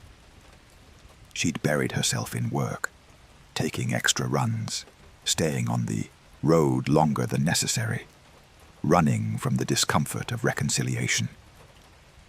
"I need to call my daughter," Stella said out loud. The waitress appeared beside her as if summoned. "Phone's in the back, by the restrooms. You can use it." Stella found the phone, an old rotary dial model mounted on the wall. She picked up the receiver and was surprised to hear a dial tone. She dialed her daughter's number, and it rang. Her daughter answered, voice wary. "Hello?" Stella felt tears well up. "Maria, it's Mom. I'm sorry. I'm so sorry about what I said. You're not a disappointment. You're not making bad choices. I was scared, and I lashed out, and I've been too stubborn to call you. Please forgive me." There was silence on the line. Then Maria started crying. "Mom, I'm sorry too. I said terrible things. I didn't mean them. I love you. Where are you? Can you come home?" Stella laughed through her tears. "I'm on a run, but I'll be home as soon as I can. I love you, Mija. So much." They talked for 20 minutes. Really talked. Saying things they'd both needed to say for weeks. When Stella hung up, she felt lighter, like a weight she'd been carrying had dissolved. She walked back to the counter and found the waitress waiting with a warm smile. A real smile this time, one that reached her eyes, which now looked perfectly human. "You figured it out," the waitress said. "You'll be able to leave now. The road's open." Stella wanted to ask more questions, wanted to understand what this place was, how it worked, but she knew she wouldn't get answers that made sense. "Thank you," she said instead. The waitress patted her hand. "Safe travels, honey. And don't let pride keep you from the people you love. Life's too short, and roads are too long." Stella paid for her coffee, left a $20 bill and told the waitress to keep the change, and walked back to her truck. When she started the engine and drove back to the intersection, the on-ramp was there, exactly where it should have been, clearly marked with a sign reading, "Interstate 90 West." Stella took the ramp, merged onto the highway, and found herself back in the storm. Snow falling, wind howling, as if no time had passed.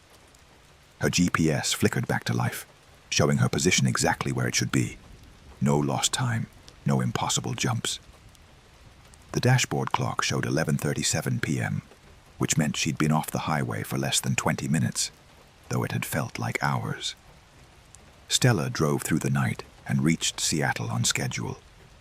She never found exit 96B again, though she's looked for it on every subsequent run through Montana. It's not on any map, not marked on any GPS. Other drivers she's talked to have never heard of it. But Stella knows it was real, knows she spent time in a waypoint between realities, a place that catches travelers who need to stop running and face what they're avoiding. And she's kept her promise.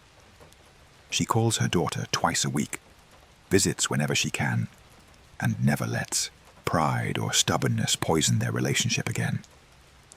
Because Stella learned that night that some roads lead to places beyond geography, places that exist to teach us what we need to learn, and the price of leaving is accepting the lesson.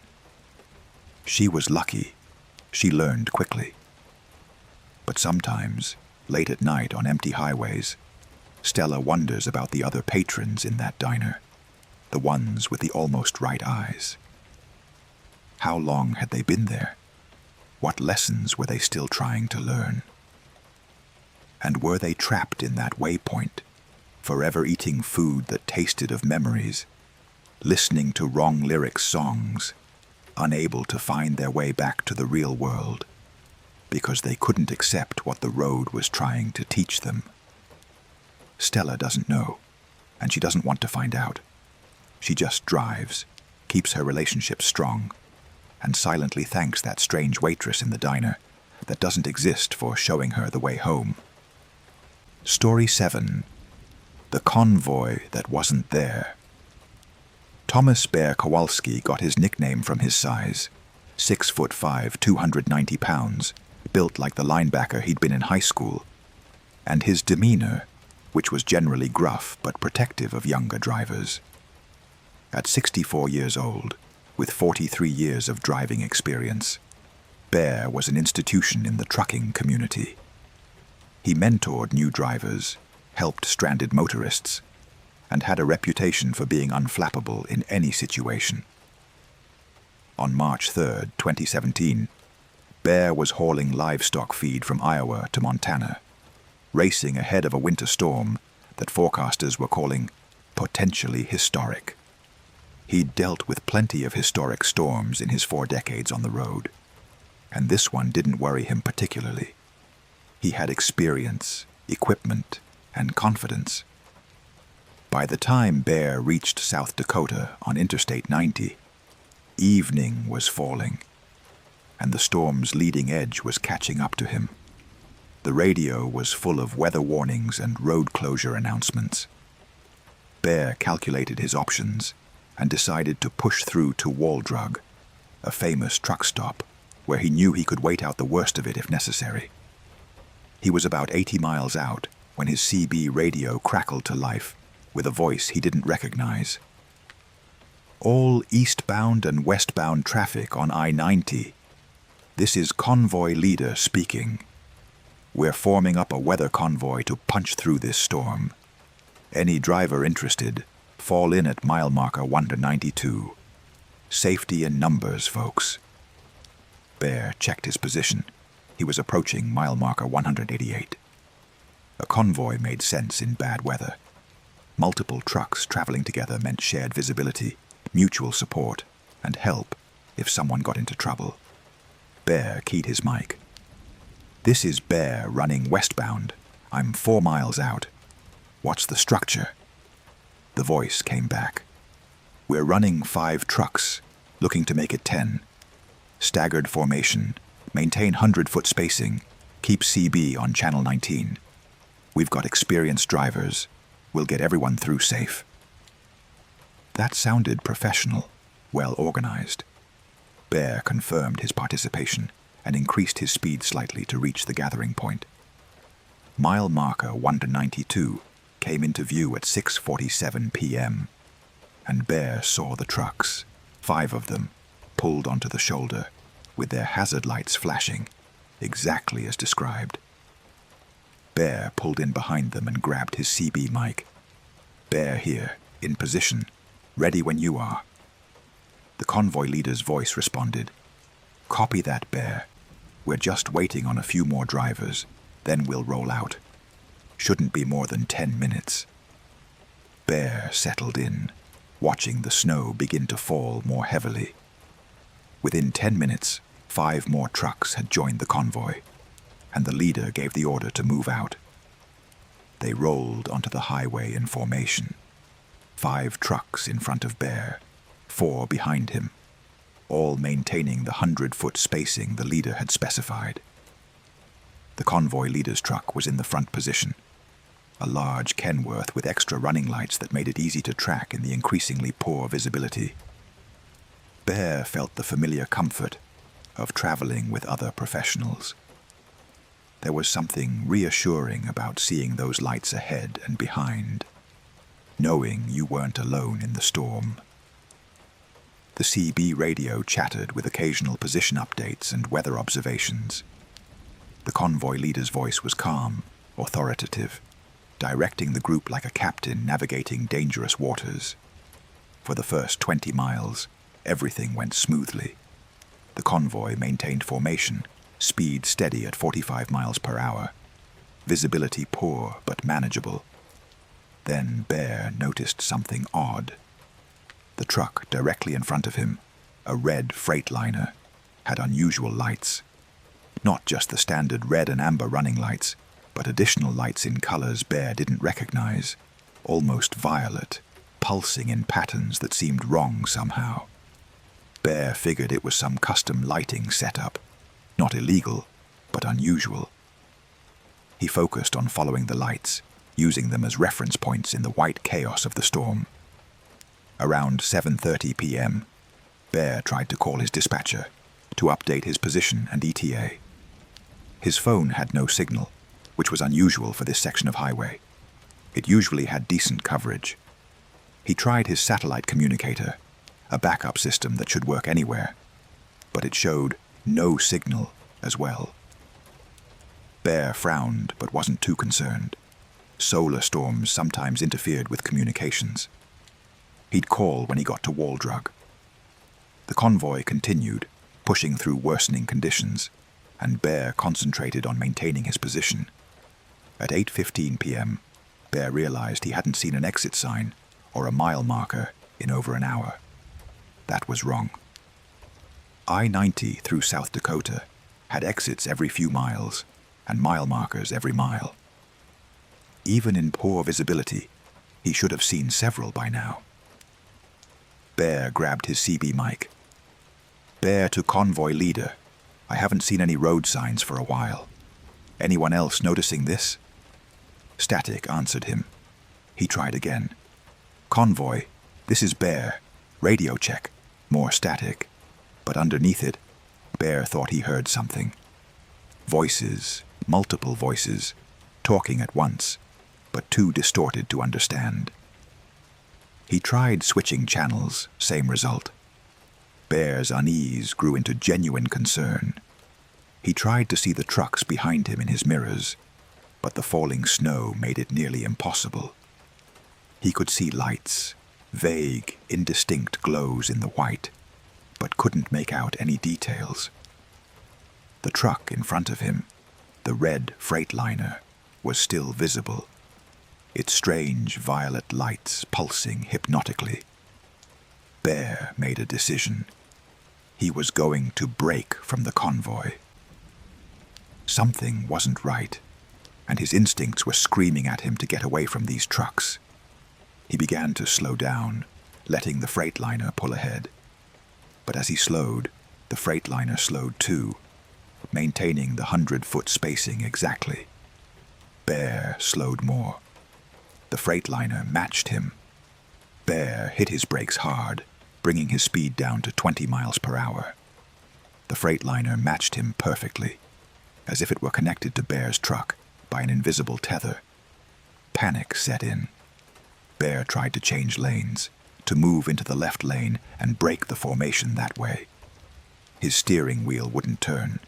It was locked, frozen in place, holding his truck in a perfectly straight line. Bear pulled harder, putting his considerable strength into it, but the wheel didn't budge. He was trapped in the convoy, unable to slow down, unable to turn, unable to break free. The violet lights ahead pulsed faster, and Bear felt his eyelids getting heavy. He was getting drowsy, which made no sense. He'd had plenty of sleep, wasn't tired, but suddenly he could barely keep his eyes open. He cranked down his window, letting freezing air blast into the cab, shocking himself awake. The drowsiness faded slightly, enough for Bear to think clearly. He remembered a trick an old-timer had taught him decades ago. If your truck's steering or acceleration ever went haywire, the kill switch on the fuel line could shut down the engine immediately, regardless of electronics. Bear's truck was old enough to have a mechanical kill switch mounted under the dash. He reached for it, found it, and pulled. The engine died instantly, and the truck began to slow, momentum carrying it forward, but no power driving it. The Freightliner ahead continued at its steady pace, pulling away.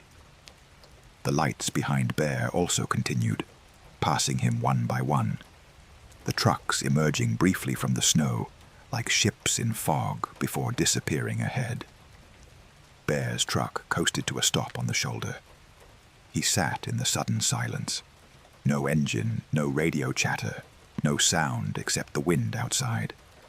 He tried restarting the engine. It turned over immediately, starting without problem. His steering wheel moved freely now, no longer locked.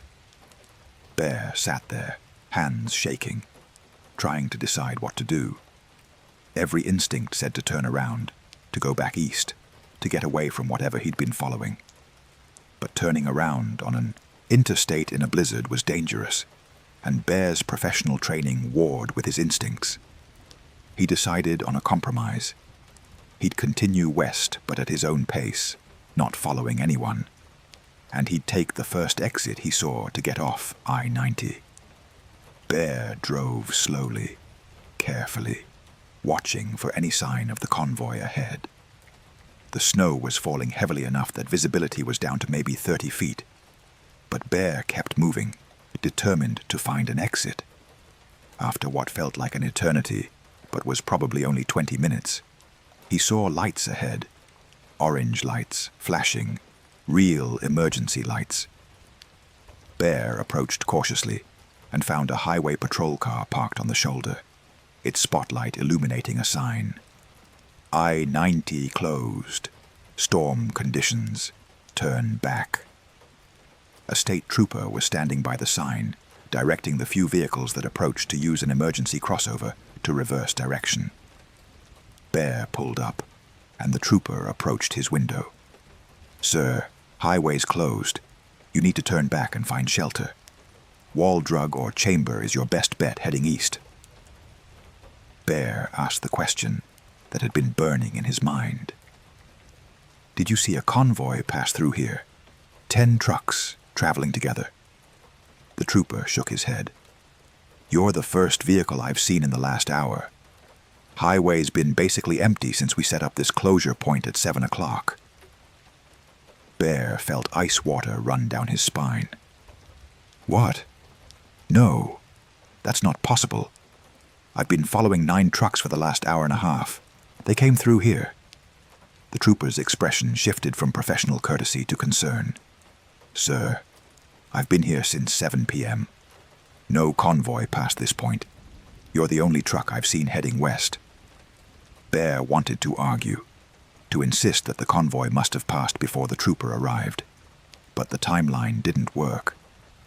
Bear had joined the convoy at 6:47 p.m., and the trooper said he'd been here since 7. The convoy would have passed this point at around 7:30 or 8, long after the trooper was in position, which meant the convoy Bear had been following for the last hour didn't exist, or existed somewhere else, somewhere outside the normal road. Bear accepted the trooper's direction and used the emergency crossover to reverse direction. He drove back east, found a truck stop in Chamber, and parked for the night. He didn't sleep. He sat in his cab, drinking coffee, trying to make sense of what had happened. The next morning, after the storm had passed and the highway reopened, Bear spoke with other drivers who'd been in the area. None of them had heard the convoy leader's call on the CB. None of them had seen a group of 10 trucks traveling together. Bear had been following something, but it wasn't other truckers trying to get through a storm. Over the next few weeks, Bear did research. He talked to old-timers, asked if anyone had heard of similar experiences. One old driver, a man in his 80s who'd been retired for years, told Bear a story. "Back in the 60s, I heard tales of ghost convoys in the Midwest. Trucks that appeared during storms, led drivers off course, sometimes off cliffs or into waterways. The story was that they were the ghosts of a convoy that had been caught in a massive storm back in the 40s. All of them died. And now they drove the highways forever, looking for company or maybe revenge, depending on who told the story. I always thought it was bullshit, trucker legend, but maybe not. Bear never drove in winter convoys again. If he got caught in a storm, he drove alone or pulled over to wait it out. He never responded to CB calls about forming convoys, no matter how professional or organized they sounded. And Bear started noticing things he'd missed before. Stories from other drivers about convoys that disappeared, about following trucks that vanished, about organized groups that seemed perfect, until something went wrong, and you realized you'd been following something that wasn't quite real. The stories were out there, if you knew to listen for them, whispered in truck stop diners and late-night CB conversations. Most drivers dismissed them as legend or imagination, but Bear knew better. He'd followed the convoy that wasn't there, and only luck and an old-timer's trick had saved him from whatever fate awaited at the end of that impossible journey. Thomas Bear Kowalski is 71 now, retired, living in a small town in Wisconsin. He doesn't drive trucks anymore, but he monitors CB Channel 19 on a radio in his garage, listening to the chatter of drivers passing through. And sometimes, on winter nights when storms blow through, Bear hears it. A voice calling for drivers to form a convoy, promising safety in numbers, using calm, authoritative tones that sound so reasonable, so professional.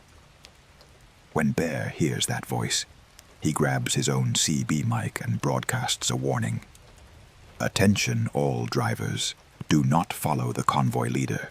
Do not join the formation. It's not real. Trust me on this. Most drivers ignore him, some old crank broadcasting paranoid warnings, but occasionally someone responds, thanks him, says they were about to join, but something about Bear's voice made them reconsider. And Bear hopes that's enough, hopes he's saving people from following those lights into the white nowhere, hopes that his warning reaches the drivers who need it before they become part of the convoy themselves, rolling forever through storms that never end, on highways that lead to destinations that exist only in the space between reality and nightmare, searching for something they'll never find, unable to escape the formation they joined, forever maintaining 100-foot spacing behind lights that pulse in colors that shouldn't exist, driven by the memory of trust in a voice that promised safety, but delivered only the endless road.